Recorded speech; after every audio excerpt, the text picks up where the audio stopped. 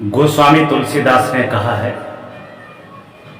कर्म प्रधान विश्व रचि राखा, जो जस करे सो तस फल चाखा। ये क्रम प्रधान देश है। यहाँ जो व्यक्ति जैसा करता है वैसा ही उसको फल मिलता है। यहाँ बिना किए हुए कुछ भी नहीं मिलता है। यदि अच्छा काम करोगे तो अच्छा परिणाम आएगा, गलत काम करोगे तो दुष्परिणाम आएगा। बिना किए यहाँ किसी को कुछ मिलता नहीं है। संत कबीर ने कहा है कि जो पग चलो सोई परिक्रमा, और जो कर्म करो सोई पूजा। आपने देखा होगा लोगों को उनके प्रारब्ध के अनुसार उनको कर्म मिलता है। उस कर्म को कितनी ईमानदारी और वफादारी से वे निभाते हैं।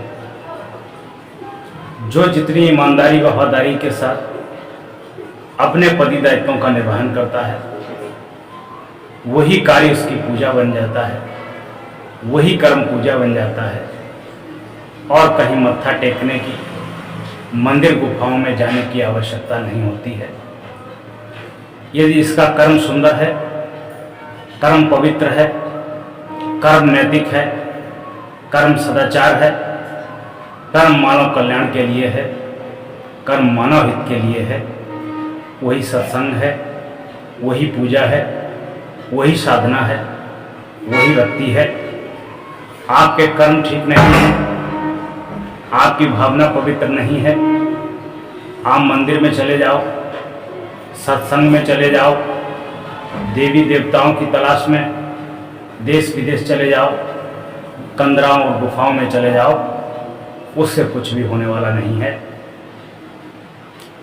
जो कर्म आप करते हैं वही पूजा है, उसी से प्रारब्ध बनता है, उसी से तुम्हारे भाग्य का निर्माण होता है। गाय चराना भी एक पूजा है, एक कर्म है। भगवान कृष्ण गाय चराते थे, ईसा मसीह भेड़िया चराते थे। गाय को घास खिलाना, गाय को आवारा घास खिलाना ये कर्म है। और गाय को किसी किसान की फसल को खिलाना, उसकी फसल को नष्ट करना ये दुष्कर्म है। इससे बहुत पाप लगेगा। विचार आपको करना है कि उसको घास खिलाना है या किसी किसान की मेहनत, लगन और धन से उगाई गई फसल को खिलाना है। इसी में कर्म और पूजा छिपी हुई है। आप पशुपालन करते हैं, उसका दूध बेचते हैं, जिससे आपकी दैनिक भौतिक आवश्यकताओं की पूर्ति होती है। वो भी आपका कर्म है और वही कर्म आपका पूजा बन जाता है। जब आप उसी दूध में पानी मिला लेते हैं तब आपका वो कर्म नहीं रह जाता है, भक्ति साधना नहीं रहती है, वही कर्म आपका पाप बन जाता है। और समाज में ऐसे ऐसे भी लोग हैं, नालायक लोग हैं, उन्होंने अपने हिसाब से चौपाई और दोहा भी बनाए हैं। सिया राम मैं सब जग जानी, और बेचे दूध मिलावे पानी।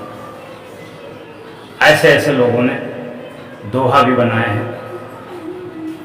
आपने देखा होगा एक डॉक्टर शिक्षा अध्ययन, आपने देखा होगा एक डॉक्टर कठिन परिश्रम करने के बाद, स्कूल की तमाम फीस भरने के बाद, डॉक्टर की उपाधि प्राप्त करके डॉक्टरी करता है, रोगियों को उपचार और निदान देता है।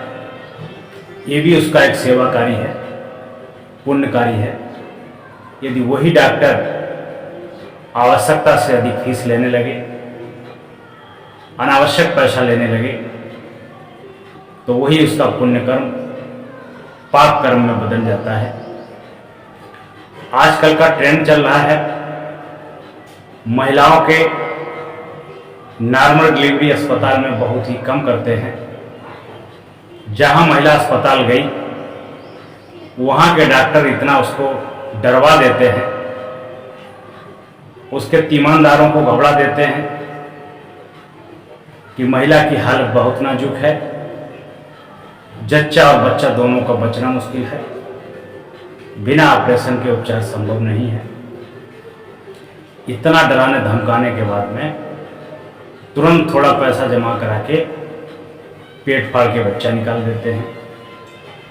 ये कोई कर्म नहीं है।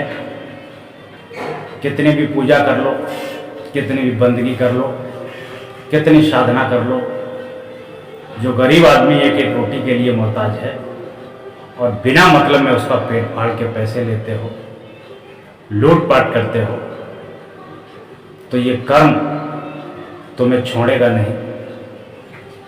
इसलिए वो कर्म करिए जो पूजा बन जाए, और वो कर्म कदाचित न करिए जो कर्म पाप बन जाए। एक वकील भी वकालत करके न्यायालय में अपना ज्ञान बेचता है। जनपद स्तरीय, तहसील स्तरीय न्यायालय में वकील की फीस कम होती है। हाई कोर्ट, सुप्रीम कोर्ट के वकीलों की फीस 2 लाख, 4 लाख, 6 लाख तक होती है। वह भी अगर जायज फीस लेते हैं तो उनकी फीस पूजा बन जाती है, और नाजायज फीस लेते हैं अपराध बन जाता है। इसलिए कबीर साहब कहते हैं कि जो पग चलो उस राह पर चलो कि आपका चलना परिक्रमा बन जाए,